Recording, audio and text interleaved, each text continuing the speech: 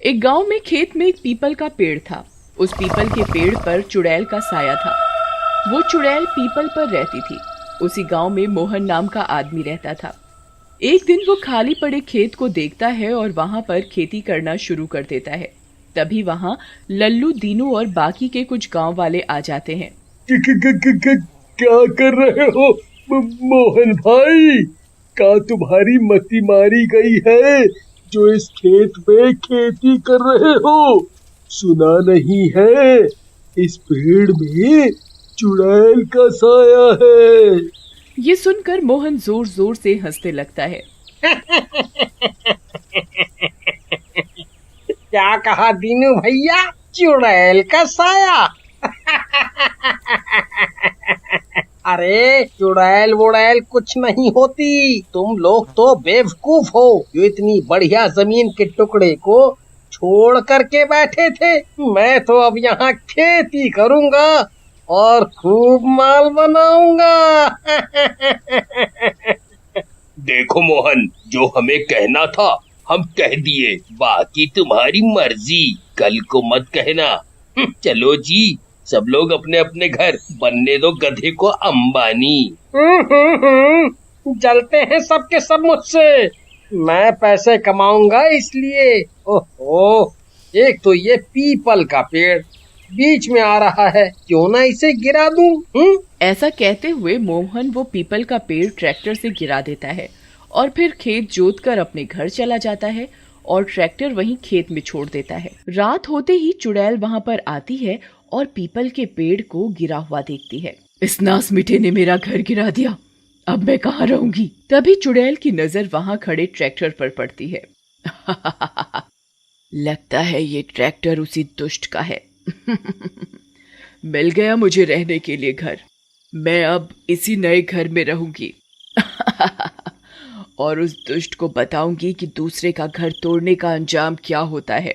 ऐसा कहकर चुड़ैल ट्रैक्टर के अंदर समा जाती है। अगली सुबह मोहन खेत पर आता है और ट्रैक्टर पर चढ़ जाता है। मुझे तो इन गांव वालों पर हंसी आती है, कितने अंधविश्वासी हैं। चुड़ैल का साया। अरे पेड़ भी गिरा दिया और कुछ नहीं हुआ। तभी मोहन जैसे ही ट्रैक्टर स्टार्ट करता है वो बेकाबू होकर दूसरे के खेत में चला जाता है। वो खेत गांव के गामा पहलवान का होता है। गामा पहलवान को ट्रैक्टर से पीछे से जोर की टक्कर लगती है। गामा पहलवान दूर जाकर गिरता है। रे मर गया रे। कौन है जिसे अपनी जान प्यारी नहीं है? गामा पहलवान को टक्कर, वो भी पीछे से। गामा पहलवान उठता है और मोहन को 2 थप्पड़ मार देता है। आ आ आ गावा भाई, मेरी बात तो सुनो। मैंने कुछ नहीं किया। ना जाने कैसे ये ट्रैक्टर अपने आप चल पड़ा और आपसे टकरा गया। मुझे माफ कर दो, मुझे माफ कर दो गामा भाई, मुझे माफ कर दो गामा भाई। अच्छा, तो तू कहना चाहे है कि यो ट्रैक्टर अपने आप चल रहा है? मैं तने घना बेवकूफ लागू के? अरे इस बार तो छोड़ रहा हूँ। अगली बार यो दोबारा हुआ ना तो मैं थारे दोनों गोड्डे तोड़ दूंगा, समझा के? इसके बाद गुस्से में गामा वहाँ से चला जाता है। घर जाकर मोहन, आज तो मूड ही खराब कर दिया इस ट्रैक्टर के बच्चे ने। गुस्सा तो बहुत आ रहा था, लेकिन ये गामा थोड़ा तगड़ा है, नहीं तो दांत तोड़ देता मैं इसके। उधर रात होते ही चुड़ैल फिर से ट्रैक्टर स्टार्ट कर देती है और ट्रैक्टर से गांव वालों के पूरे खेत जोत डालती है, जिससे कि उसमें उगी हुई फसलें खराब हो जाती हैं। अगली सुबह सारे गांव वाले गुस्से में मोहन के घर पहुंचते हैं और उसका दरवाजा खटखटाते हैं। मोहन बाहर आओ, हम सबकी फसल खराब करके आराम से घर में सो रहे हो, बाहर निकलो। क्या हुआ लल्लू भैया?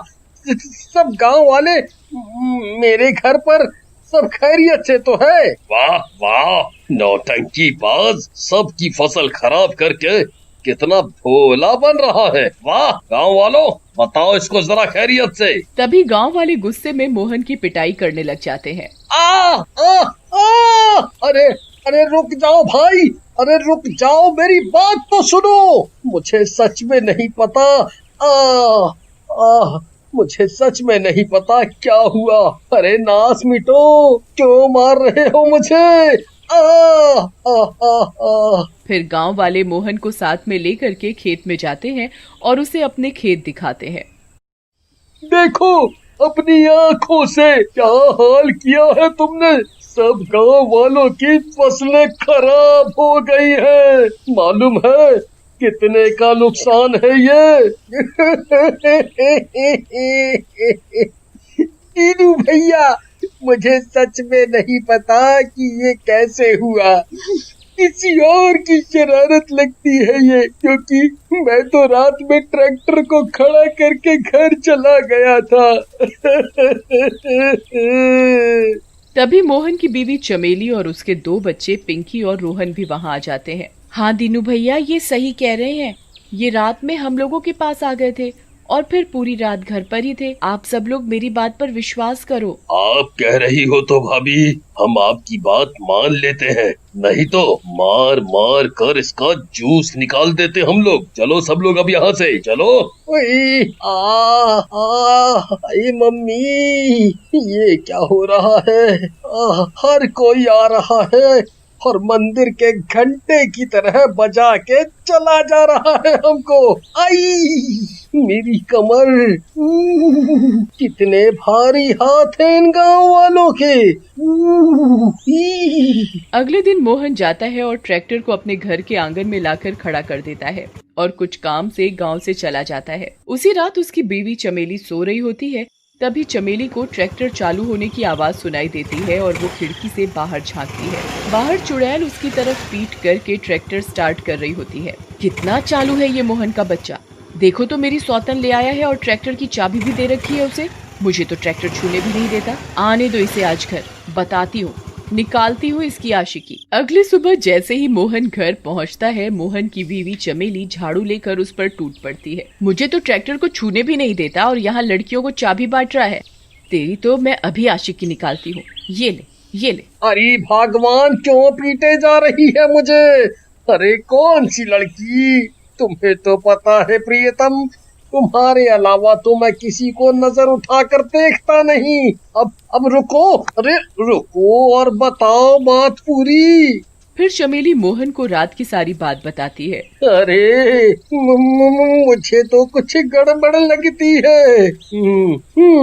आज रात को देखते हैं। मैं ऐसा करता हूँ, तीनू और लल्लू भैया को भी रात को बुला लेता हूँ। मैंने कुछ नहीं किया, मैं सच कहता हूँ मेरी करीना कपूर, कुछ नहीं किया। फिर योजना अनुसार लल्लू, दीनू, मोहन और चमेली ट्रैक्टर के पास छिपकर बैठ जाते हैं।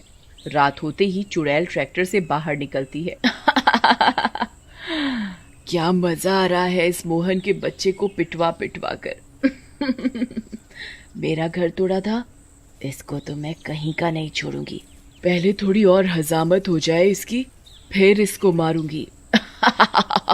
पूरे गांव को। चुड़ैल को देखकर चारों बहुत डर जाते हैं। देखा, कहा था ना कि ज्यादा लालची मत बनो और पेड़ को मत गिराओ। अब फंसा दिए ना सब गांव वालों को। लल्लू भैया, मैं तुम्हारे पैर पड़ता हूँ, मुझे बचा लो इस बार, बस इस बार। आगे से कभी लालच नहीं करूँगा। बचा लो लल्लू भैया, बचा लो। उनकी ये खुसुर फुसुर चुड़ैल सुन लेती है और उनके सामने आ जाती है।